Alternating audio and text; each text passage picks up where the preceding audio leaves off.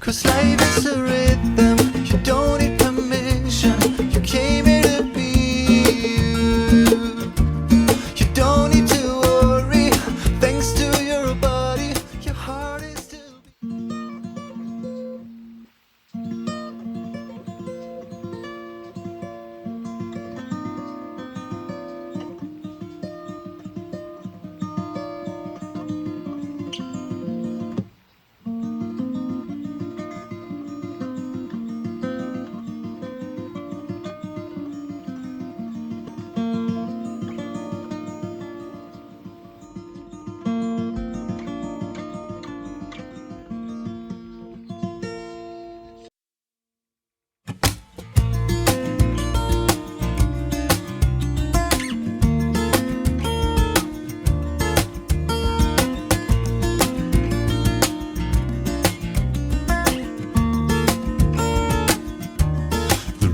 floating their way to the sea.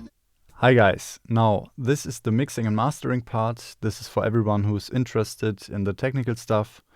I will show you everything that is important to get that nice and warm and professional sound. We are going through every channel and every plugin that I use, and I think you never stop learning, so this can be for beginners and for professionals also. So let's start. At first I want to explain my mixer template. I use this every time because it saves me so much work. As you can see, I have different sections with different colors, and every section has his own mix bus. So when I move this fader, everything that is in this section will get louder or quieter. I think this is a must-have to get a nice workflow with your mixer. Okay, at first we will start with the drums. As you saw in my last video, I recorded the cajon. I had two microphones, one from behind and one in the front. One time played with my hand and one time played with the brushes. This is the cajon played with my hand. And this is the cajon played with the brushes. Combined. So you get that nice crispy sound. For the microphone from behind, I cut all the highs with an EQ, so I only get that low end. I can show you how it sounds without EQ and with EQ. Even for the brushes, I've done that.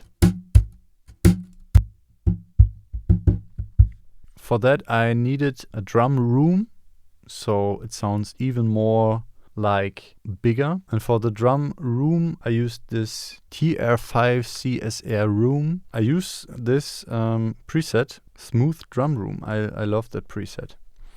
And it sounds like this. So you get that very nice roomy sound. Then I had this little arm bracelet as a shaker. One time left, one time right. Very decent.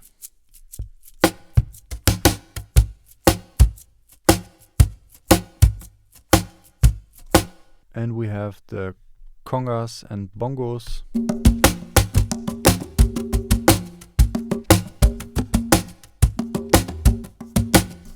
Now for the congas I used some EQ.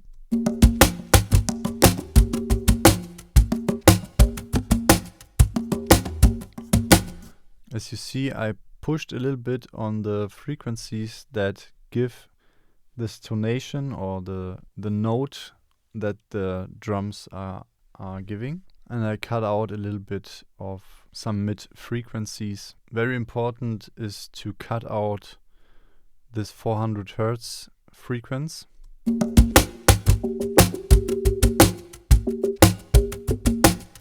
because this gives this roomy resonance that you don't want to have in your drums. Now the tambourine. For the tambourine I used the Fruity Stereo Enhancer. I love this plugin because it automatically creates this stereo image. I play it without.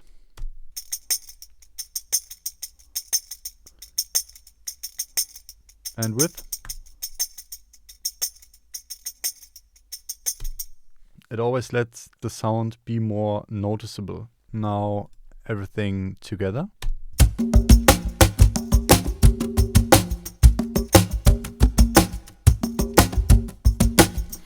So for the drum bass, I used a little bit of EQ, so I get that whammy, that boomy sound out of the drums. And now very important, a compressor.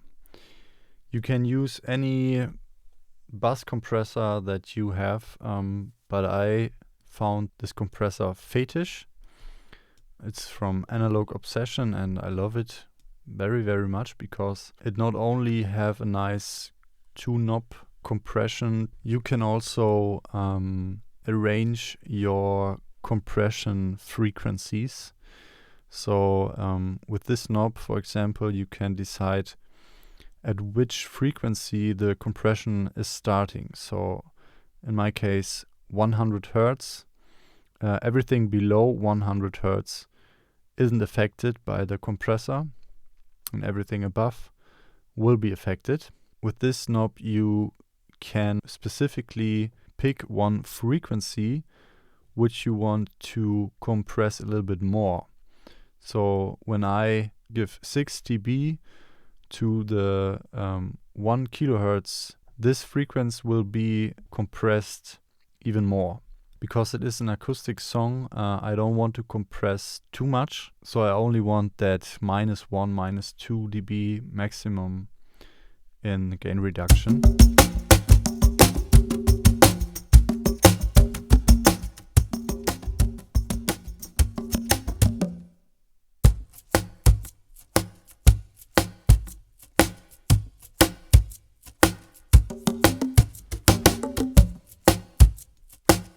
Now for the bass. The bass sounds like that. This is the raw bass. I cut out all the highs because I just wanted to have the low frequencies of the bass. Then I used this decapulator. It gives a little bit more pressure to the bass. Don't really hear that, but it gives a little bit more. And then I use the saturation Saturn from FabFilter.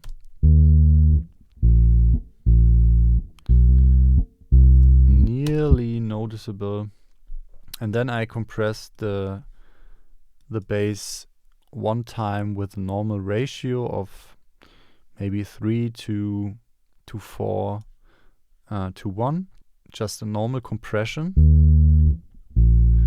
And after that, I use a very heavy compression, like a limiter, so that the bass always has the same volume.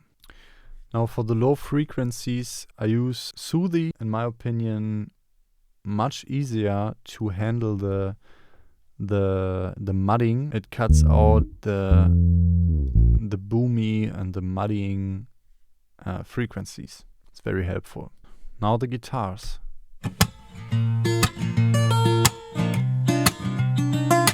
As you can hear, the left side is a little bit noisy, and I think it's because of the Shure microphone.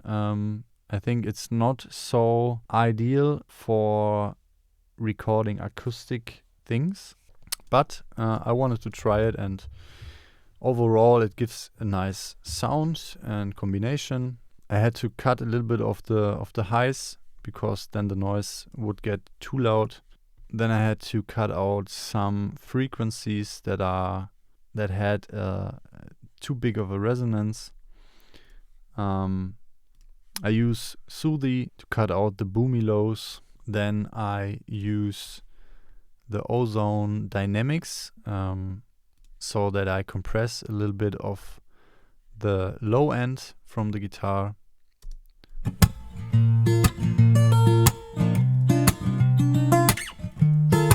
So it gives a little bit more control over the sound. After that I compressed it with the Klanghelm compressor. It's very nice and very easy compressor. It's very nice programmed. For the guitars I used this knob relaxed, so the compressor is a little bit more relaxed. As you can see here, I pushed the highs in the mid section, or I pushed the highs and selected only the middle for it. Then you get a better phase correlation when you pan your instruments only to the left and only to the right. Your phase can suffer from it. So I can show you what I mean. This is without the mid boost.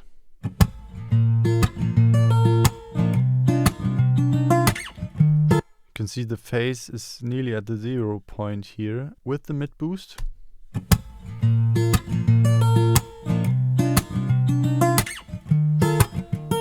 So you get much better phase correlation in your stereo image. Okay, now the voices.